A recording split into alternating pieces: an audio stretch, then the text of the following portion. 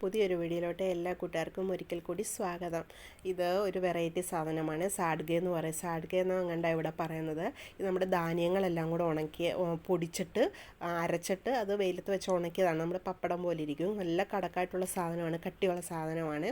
ഒത്തിരി ധാന്യങ്ങൾ അതിൽ ഉൾപ്പെടുത്തിയിട്ടാണ് അവർ അതിനകത്ത് മസാലയെല്ലാം ഇട്ടിട്ടാണ്, ഇഞ്ചി വെളുത്തുള്ളി എല്ലാം ഇട്ടിട്ട് ഉണക്കി അങ്ങനെ എടുക്കുന്നതാണ് ബാജി ഉണ്ടാക്കാനായിട്ട്. അപ്പോൾ അതെൻ്റെ ഫ്രണ്ട് തന്നതായിരുന്നു കുറച്ച്. അപ്പോൾ ഞാനത് ബാജി ഉണ്ടാക്കുവാണ്. കുറച്ച് തേയിലൊഴിച്ചിട്ട് ജീരകം ഇട്ടിട്ടുണ്ടായിരുന്നു. പിന്നെ അതിലേക്ക് സവാള, ഇഞ്ചി, വെളുത്തുള്ളി, തക്കാളി എല്ലാം കൂടി ഇട്ടിട്ട് നന്നായിട്ട് വഴറ്റിയെടുക്കുന്നുണ്ട്. ശകലം കരിയാപ്പിലയും കൂടി ഇട്ട് കൊടുത്തിട്ടുണ്ട്. പിന്നെ പൊടിയായിട്ട് മഞ്ഞൾപ്പൊടി ഇട്ട് കൊടുത്തിട്ടുണ്ട്. മുളക് പൊടി, മല്ലിപ്പൊടിയൊക്കെയാണ് ഇടേണ്ടത്. ഇതും ഇവിടുത്തെ ഒരു മസാലയാണ്, മുളക് പൊടി. ഇത് ഇവിടുത്തുകാർ ഇതാണ് യൂസ് ചെയ്യുന്നത്. ഇതിനകത്ത് ഒരുപാട് ഇൻഗ്രീഡിയൻസ് ചേർന്ന ഒരു മുളക് പൊടിയാണ്. വെളുത്തുള്ളി, ഇഞ്ചി, സവാള, ഗരം മസാല, ഉപ്പ് വരെ ഉണ്ട്. നമുക്ക് അത് ഇങ്ങനെ തിന്നാൻ ഭയങ്കര എരിവാണ്. അപ്പോൾ അതും കുറച്ചിട്ട് കൊടുത്തിട്ടുണ്ട്. ഗരം മസാലയും കുറച്ചിട്ട് കൊടുത്തിട്ടുണ്ട്. ആ പൊടിയില്ലെന്നുണ്ടെങ്കിൽ നമ്മൾ മുളക് പൊടിയും ഗരം മസാല, മഞ്ഞൾപ്പൊടിയും മല്ലിപ്പൊടിയൊക്കെയാണ് ഇടുന്നത്. ഇതൊന്ന് നമ്മൾ വെള്ളത്തിൽ 2-3 വെള്ളത്തിലൊന്ന് വാഷ് ചെയ്തെടുത്തിട്ടുണ്ടായിരുന്നു.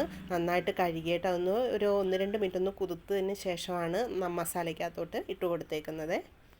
പിന്നെ ഇതിന് നല്ല വേവുള്ളത് കൊണ്ട് തന്നെ വെള്ളം ആവശ്യത്തിന് ഒഴിച്ചിട്ട് ഒന്ന് അടച്ച് വെച്ചിട്ട് ഇങ്ങനെ നമ്മൾ ഇടയ്ക്കിടയ്ക്ക് ഇളക്കി കൊടുത്തോണ്ടിരിക്കണം. ലാസ്റ്റ് ഒന്ന് ശകലം മല്ലിയിലയും കൂടെ ഇട്ടിട്ട് ശകലം കൂടെ വെള്ളം പറ്റണമെന്നുണ്ടെങ്കിൽ നമുക്ക് പറ്റിച്ചും എടുക്കാം. ഇത് നല്ലതായിട്ട് വഴറ്റി എടുക്കണം. നല്ല ഇറച്ചിയൊക്കെ നമ്മൾ വഴറ്റിയെടുക്കുന്ന പോലെ ഉണ്ടായിരുന്നു.